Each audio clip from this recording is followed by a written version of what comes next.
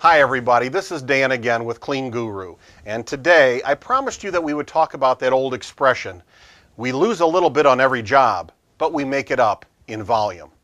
Well, that old expression is supposed to be funny. The idea that if you have a lot of jobs, and even though you're not making money on any one of them individually, if you do a lot of them, you'll make profit. Well, of course, common sense tells us that that's not true. You want to build in profitability into each of the jobs that you do. We used to have an old saying that as long as we knew we were building enough profitability into each job, when we added them up, we knew we'd have something good. Well, that's about right. So you want to make sure that you build in profitability in the beginning.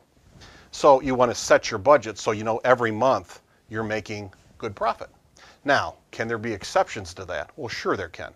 What could those exceptions be? Well, first of all, in the first few weeks when you're first starting an account, a lot of times your hours go beyond your budget because you're just getting used to the new building and you're doing extra cleaning to get it up to snuff. So early on when you pick up an account, that can be when you don't have as much profitability as you'd like, but you want to get back to that as soon as you can. Well, there are other examples of exceptions too. I mean, you may be looking to just get an opportunity. Say there's a property manager and you've just wanted to try to get into medical buildings, and if you could get one, you could then get more of them. Well, you may not build as much of a profit into trying to get that, or just break even if you're trying to get an opportunity to show them what you can do.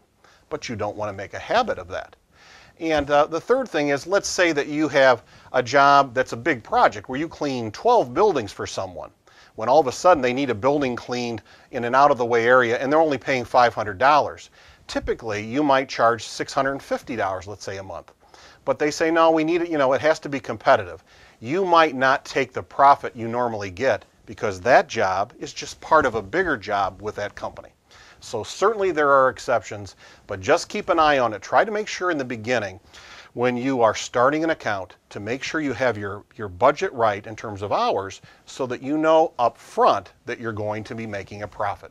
And as far as on the other side, on the back end, when's the last time that maybe you had an opportunity to sit down and look at the profitability, a P&L, for each of your accounts? Now, many of you may do that, but many of you may not have done that yet. And it's a great idea. Try to sit down with your hours and your expenses and find out for each account, how are you doing?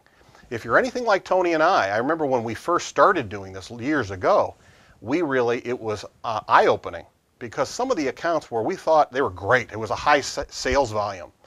It turns out because of the travel or the equipment or the turnover or the logistics, some of our highest sales accounts were not very profitable at all. And we had other profit champion accounts, let's say, that really weren't that big. So it was very surprising. And we learned a lot, and then we could take actions based on that. You might want to do that yourself. Okay, next time I want to talk about a question.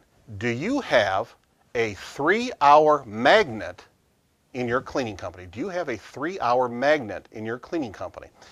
I'll explain what that's all about and what it has to do with trying to get and keep your accounts staffed and keep the turnover low. 3-hour magnet. I'll talk to you about it next time.